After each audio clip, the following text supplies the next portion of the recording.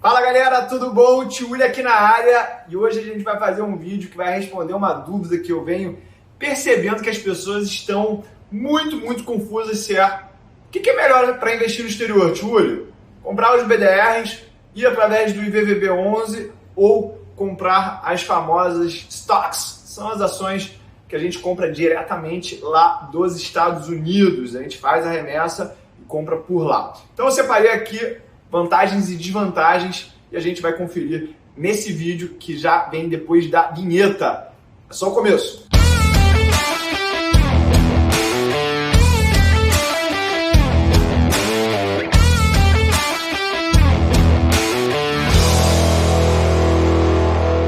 Então, galera, vamos aqui classificar primeiro esses três tipos de investimentos mais óbvios para aquelas pessoas que querem investir no exterior. Isso é uma coisa que eu aprovo muito de você ter na tua carteira. Independentemente se for através de BDRs, através do IVVB11 ou ações diretamente dos Estados Unidos, investir no exterior adiciona muito gerenciamento de risco na tua carteira. Por quê?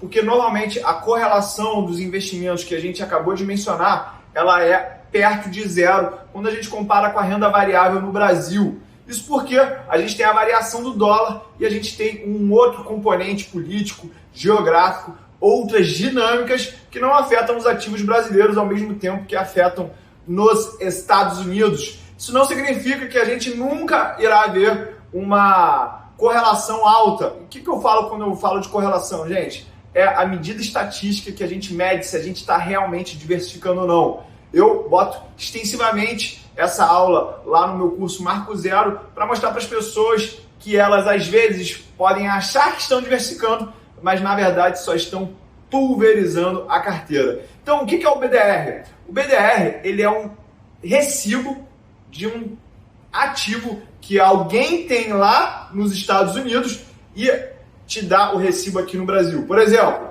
a instituição que promove esse recibo do BDR, vamos dizer que é o Bradesco, tá?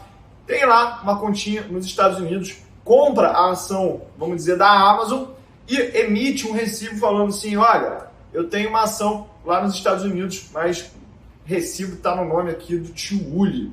Ou seja, tem vantagens e desvantagens para quem prefere investir dessa maneira. Quais são as vantagens? Primeira coisa é a língua. Pode parecer uma coisa muito besteira, mas a maioria dos brasileiros não é fluente em ler inglês, falar inglês, escrever inglês, ouvir inglês. E tem muita gente que, por uma questão emocional, acaba preferindo investir através de BDRs porque tá mais ali na mão, é aquele gostinho assim de tô mais seguro, tá mais quentinho. E a gente sabe que as nossas decisões elas não são exclusivamente racionais. A gente tem um componente emocional e eu aqui como educador financeiro que falo aí para um número maior do que 1 milhão de pessoas no Brasil, eu tenho que estar ciente de que as pessoas elas sentem isso. Ou seja, aquelas pessoas que botam, você tem que investir somente através do exterior, abrindo conta lá fora, elas não estão capturando essa sensibilidade ao mundo real, tá? Uma outra vantagem é a consolidação da margem de garantia. Júlia, eu nem sei o que é margem de garantia. O que é esse negócio de consolidar a margem de garantia? É o seguinte, galera, quando eu faço operações no mercado futuro, como índice futuro, opções, eu tenho que ter uma garantia para abrir aquelas posições. Essas garantias podem passar do Tesouro Selic, de ouro ou até ações. Lembrando, há um desconto para montantes que eu falo de 25%, ou seja, eu tenho lá 50 mil reais em ações, algumas empresas vão gerar 40 mil reais de margens só. Isso é importante porque as operações do mercado futuro, elas são uma maneira de você alavancar ou proteger o teu patrimônio e ter uma maior margem de garantia traz mais conforto e mais mobilidade para a tua carteira de investimentos e essas operações aí que a gente pode fazer, na maioria dos casos, com opções aqui, todos os meus alunos, eu trabalho muito bem esse módulo lá no módulo de opções, tá? Galera, outra vantagem que eu vejo dos BDRs é a seguinte, a praticidade, porque eu efetivamente não preciso abrir uma outra conta, eu não preciso ficar gerenciando um outro balanço, uma outra conta corrente, eu não preciso nem abrir uma outra conta. Por exemplo, eu tenho conta na XP, isso aqui não é nenhum tipo de atividade comercial, tá, gente? Se eu tivesse na Orama, eu falaria que é na Orama. Mas eu posso comprar o meu BDR, fica tudo lá na mesma custódia, então a praticidade é uma coisa que o tio Uli gosta, tá? Mas tem desvantagens? Tem desvantagens sim. Primeiro, é a insegurança jurídica. Tem gente que acha que o Brasil vai virar a Venezuela e aí acha que é prudente você ter ações diretamente lá dos Estados Unidos, porque vamos dizer que acontece o pior aqui no Brasil. Você já está com um pezinho lá fora e aí você juridicamente está mais seguro, tá? Lembrando, isso também pode ser uma mão de via dupla.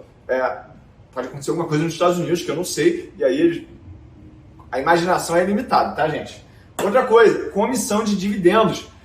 Esse banco que emite esse depósito, esse certificado de depósito da ação lá nos Estados Unidos, que gera o BDR, ele te cobra uma comissão de 3 a 5% sobre todos os dividendos que você recebe lá de fora. E ele pode te pagar isso em até 5 dias úteis. Ou seja, pode ter uma variação do dólar que vai fazer você ganhar ou perder dinheiro.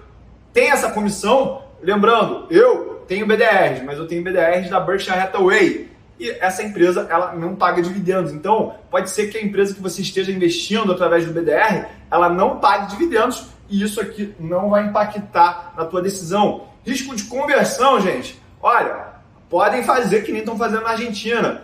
Limitar o fluxo de capital estrangeiro. E aí você não consegue converter esse BDR em ações lá nos Estados Unidos, porque se você quiser, você pode converter esse BDR lá em ações dos Estados Unidos tranquilamente, mas vai que muda a lei. A gente já teve aqui confisco da poupança, a gente já teve os maiores absurdos, agressões à propriedade privada, então é uma coisa que a gente tem que botar aqui no nosso canvas, tá? Outra coisa é o custo tributário, porque se você vender um BDR aqui, você não tem aquela isenção dos 20 mil reais que a gente tem para ações no Brasil e a gente vai ver como é que funciona lá o código, a alíquota fiscal para quem tem ações diretamente nos Estados Unidos, tá? E um outro ponto é a liquidez. Muita gente reclama, se eu tiver que operar uma liquidez, às vezes não tem liquidez. Isso é balela. Por quê? Por causa da arbitragem que existe entre ativos. Se você começa a oferecer um preço muito diferente, alguém vai vender aqui no Brasil e comprar nos Estados Unidos ao mesmo tempo e vai ganhar dinheiro com isso. Ou seja, o mercado ele gera essa liquidez caso você tenha que pagar um spread muito maior, beleza? Isso aqui, gente, é coisa bastante técnica, mas eu preciso trazer essa informação para você aí que está na dúvida e quer a resposta clara do que é melhor, tá? Vamos aqui para a segunda alternativa que eu trouxe, que é o IVVB11. Até o dia 22 de outubro, a alternativa mais fácil de você se expor a ações nos Estados Unidos, na minha opinião, é do IVVB11. Isso porque, antes do dia 22 de outubro, somente investidores qualificados, ou seja, aqueles que têm mais de R$1 milhão em ativos financeiros, tinham o direito de comprar os BDRs não patrocinados, que eram aqueles que terminavam em 34. Então, vamos falar aqui de prós e contras do IVVB11. Primeiro, o IVVB11 ele é um ETF que replica a variação do dólar mais a variação do IVV, que é um ETF que está lá na Bolsa Americana, que replica o S&P 500, que é a média equivalente ao Ibovespa lá dos Estados Unidos. Prós do IVVB11. Primeiro, é um investimento passivo, ou seja, eu não tenho que ficar pensando na carteira de investimentos.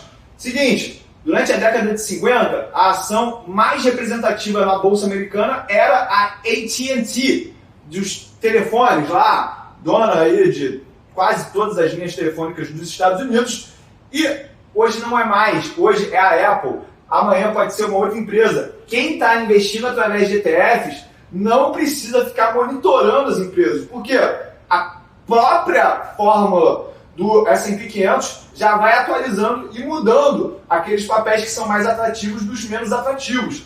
Outra coisa é a facilidade de gestão. tá em linha com isso que a gente acabou de falar aqui. Você não precisa ficar comprando e vendendo marginalmente nenhum ativo para rebalanceá-lo, porque o próprio índice já faz isso aí. E aqui a gente não tem pagamento de dividendos no IVVB11, tá? Isso pode parecer uma coisa ruim, mas é uma coisa boa no final das contas, porque muitos investidores não têm a disciplina emocional de reinvestir os dividendos, e esse valor ele faz diferença no final das contas.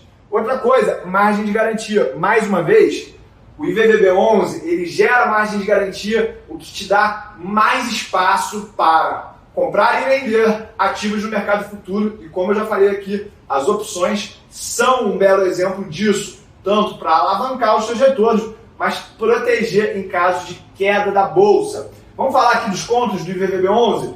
Retorno médio, ou seja, eu não quero e não vou performar acima da média quando eu compro a média, por uma questão que a própria explicação já te fala, né? Outra coisa, custo da taxa de administração é mais alto aqui do IVVB11 do que se você for lá nos Estados Unidos e comprar o IVV. A última vez que eu vi o IVVB11, ele tinha uma taxa de administração de 0,25% ao ano, o que já é muito melhor do que os fundos ativos que a gente vê cobrando 2% de administração e mais 20% de performance, do que superar o benchmark, mas é um custo mais alto do que o IVV, que deve estar por volta de 0,08% de taxa de administração. Custo tributário também, gente, porque lá fora a gente tem uma isenção para venda de ETFs até R$35 mil. E aqui, qualquer tipo de retorno que eu tiver através do IVVB11, eu tenho que pagar a alíquota de imposto de renda de 15%. Lembrando, as ações no Brasil, até esse vídeo, elas são isentas de imposto de renda, ou seja, existe aí uma otimização tributária a partir do momento que eu tenho as ações aqui no Brasil, tá? Vamos falar agora de stocks. Stocks é o nome que a gente vai dar para as ações compradas diretamente dos Estados Unidos. E aí, a gente tem muito mais alternativas. Posso começar falando que nos Estados Unidos a gente tem mais de 7 mil ativos diferentes. Empresas mega caps, ou seja, empresas com mais de $1 trilhão de valor de mercado. A gente tem empresas muito pequenas de todos os setores, a gente tem muita variação, a gente tem opções com vencimento lá na frente de 1 ano, 2 anos com alta liquidez. A gente tem opção vencendo toda semana nos Estados Unidos, ou seja, o universo de investimentos é muito maior nos Estados Unidos do que em qualquer lugar do mundo, tá? Outra coisa positiva das stocks, altíssima liquidez. Eu estava olhando, a Tesla teve uma liquidez de mais de $20 bilhões nos últimos 30 dias. Ou seja, é um valor quase que ilimitado para você comprar e vender. Lembrando que liquidez aqui nesse sentido é a facilidade de você transformar um ativo em dinheiro e transformar dinheiro em um ativo. Outra coisa, essa isenção tributária aí de R$35 mil para vendas que eu faço dentro de um mês pode fazer muita diferença para investidores de pequeno porte. Isso aqui, para um cara que tem, sei lá, R$100 milhões, não vai fazer muita diferença, porque os movimentos deles são muito maiores. Mas para um investidor que esteja começando com 20, 30, 40 mil reais, ele pode fazer um planejamento tributário bem bonito aqui, tá? Contra a língua, como eu já falei lá, uma vantagem do PDR, é uma desvantagem das stocks. A gente pode falar do código tributário também. Pouca gente está olhando para isso, mas essa disputa entre Donald Trump e Joe Biden pode gerar mudanças no Código Tributário americano, porque quando o Trump entrou na presidência, ele baixou a alíquota do imposto de renda das corporações e fez um grande estímulo fiscal na economia americana. Mas os democratas, eles não gostam desse tipo de política fiscal. Eles acham que tem que aumentar os impostos dos mais ricos e isso pode afetar você. Outra coisa, a gente tem que pagar a tal da remessa. Custa 1,3% mais o IOF. E olha só, gente, faltou aqui. Isso aqui você paga só uma vez, tá? Se deixar o dinheiro 20, 30 anos, você só paga uma vez. Ou seja, se você vai incorrer nesse custo, tenha clareza de quanto tempo você vai permanecer com esse dinheiro nos Estados Unidos. E tem uma grande desvantagem aqui, que é o seguinte, ó.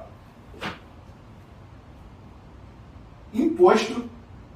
Ih, falhou até a caneta, olha. Falou imposto, falhou a caneta. Imposto de herança. É isso mesmo, galera. Morrer nos Estados Unidos é tão caro, tão caro, tão caro.